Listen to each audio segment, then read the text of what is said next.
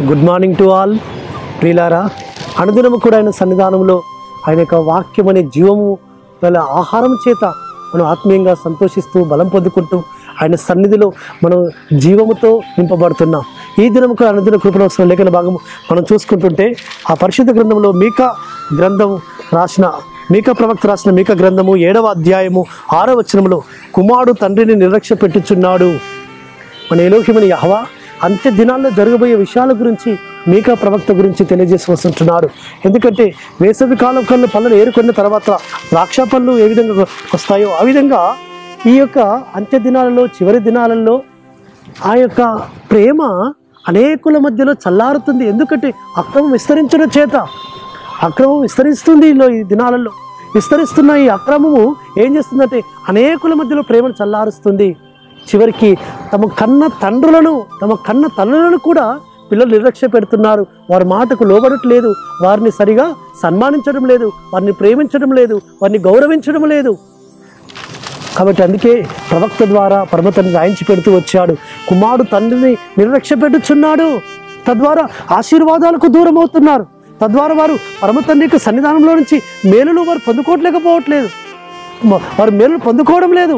ఎందుకంటే పరమతండ్రి 10 ఆజ్ఞలలో ఒక ఆజ్ఞగా ఇచ్చాడు, నీ తండ్రిని నీ తల్లిని సన్మానింపుము, తద్వారా నీవు దీర్ఘాయుష్మంతుడు అవుతావు. కాబట్టి నేడు దినాలలో ఆయుష్కాలం ఎందుకు తగ్గిపోతుంది, ఎందుకు ఆశీర్వాదం కలగడం లేదు అంటే వారు కన్న తల్లిదండ్రులు వారిని నిర్లక్ష్య పెడుతున్నారు. వారు ముదియందు నీ తండ్రిని నిర్లక్ష్య పెట్టవద్దు అని సామెతల్లో ఉంది. కాబట్టి ముదిమి స్థితిలోకి వచ్చిన తల్లిదండ్రులను ఎట్టి పరిస్థితుల్లో కూడా నిర్లక్ష్య పెట్టకూడదు సుమా. వారిని మనము జాగ్రత్తగా వారిని మనం సన్మానించాలి, ప్రేమించాలి. వారిని వారు గొప్పగా చూడాలి. వారి మనసులను మనం నొప్పించకూడదు. తద్వారా పరమతండ్రి యొక్క ఆజ్ఞను మనం నెరవేర్చిన వారంగా ఉంటాం. కాబట్టి మనల్ని కన్ని మనం పెంచి పెద్ద చేసి మన కొరకు సర్వము దారబోసిన మన తల్లిదండ్రులను మనం ప్రేమించాలని పరమతండ్రి వాక్యం సెలవిస్తుంది సుమా. కాబట్టి తన తల్లినైనా దూషించువాని యొక్క దీపము కారు చీకట్లో ఆరిపోవును అంటున్నారు. కాబట్టి మన తల్లిదండ్రులు మనం దూషించకూడదు, వారిని నిర్లక్ష్య పెట్టకూడదు. వారికి మనం విధేయము కావాలి, వారిని సన్మానించాలి, వారిని ప్రేమించాలి. వారిని ముదిమి స్థితి నందు ఇంకా మనం వారిని గొప్పగా చూడాలి సుమా. కాబట్టి అందుకే పరిశుద్ధ గ్రంథంలో ఆ అబ్రహామును, ఇస్సాకును, యాకోబును వారి కుమారులు ఎంతో గొప్పగా సన్మానించారు. తద్వారా వారు ఆశీర్వింపబడుతూ వచ్చారు. అట్టి ఆశీర్వాదాలు మనం కూడా పొందుకుందాం. పరమతండ్రి అట్టి విధంగా మనల్ని నిలుపును గాక.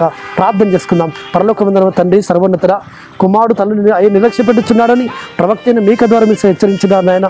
కాబట్టి మేము ఎట్టి పరిస్థితుల్లో మా తల్లిదండ్రులు నిర్లక్ష్య పెట్టకుండా వారిని సన్మానించడానికి సహాయం చేయమని, వారిని ప్రేమించి నీ ఆశీర్వాదాలను పొందుకు సహాయం చేయమని ప్రార్థిస్తూ మానసికుడు విమోచకుడు నజరేయుడైన యెహోవా మెస్సియా అతి పరిశుద్ధమైన నామమున స్తుతించి ప్రార్థించి వేడుకుంటున్నాము తండ్రి. ఆమేన్. సర్వోన్నతుడు సర్వాధికారైన యెహోవా మెస్సియా కృప కనికరము నిరంతరం తోడుగా ఉండి మనల్ని బలపరిచి నడిపించును గాక. ఆమేన్.